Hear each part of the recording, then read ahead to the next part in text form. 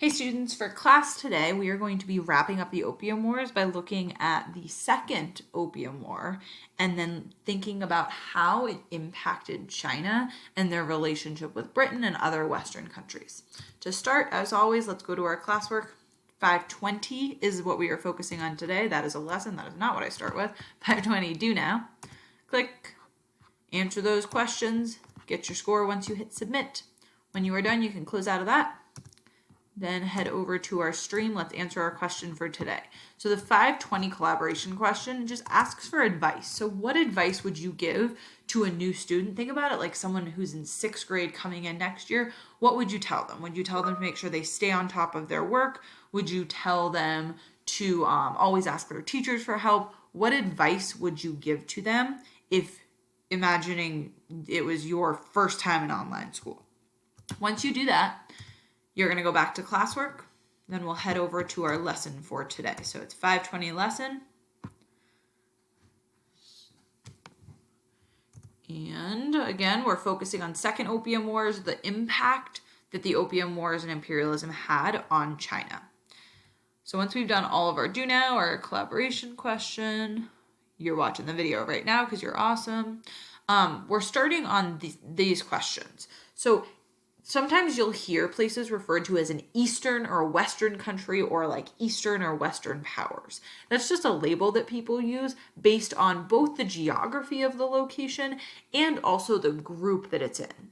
So Eastern powers are often referred to, or the Eastern world is often referred to as all of Asia. We think about that as being, those as being Eastern countries. Western countries are referred to as oftentimes the United States and South America, but it's also Europe. Europe is a part of the Western country group. It is a Western power.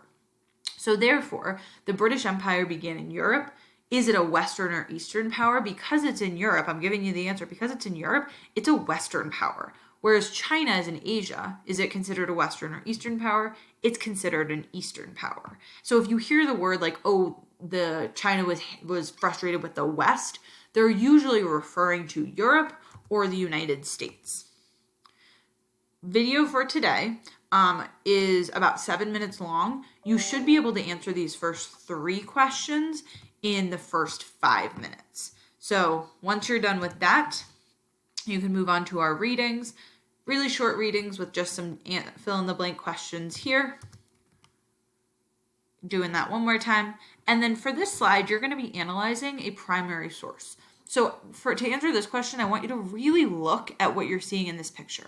What do you see? I see a man who looks concerned or confused with a man who looks like he has his nose up in the air. I see a man holding a gun towards the man who looks confused. I see opium in the bottom. Just identify exactly what you are seeing. Then you're going to think, okay, how are the Chinese shown here represented in this political cartoon? Are they represented as being really strong, or are they represented as being really weak? And then what does that say about the author's bias? Does that say that the author is biased towards or against the Chinese? And what from the picture tells you that? Once you are done analyzing your primary source, you're going to go on to 2 more of these fill in the blank questions. And then you're going to get to this section. For this, there's an example of cause and effect here in case you needed a little refresher. So if a woman ignores a wet floor sign, there's 3 possible effects. There's many more, but these are just 3. She could slip and fall. She could drop her phone. Her clothes could be wet. Now, we're going to think about this from British imperialism and the Opium Wars. What were 3 effects that cause had on China? Because of British imperialism, because of the Opium Wars, what 3 things happened? Fill those in.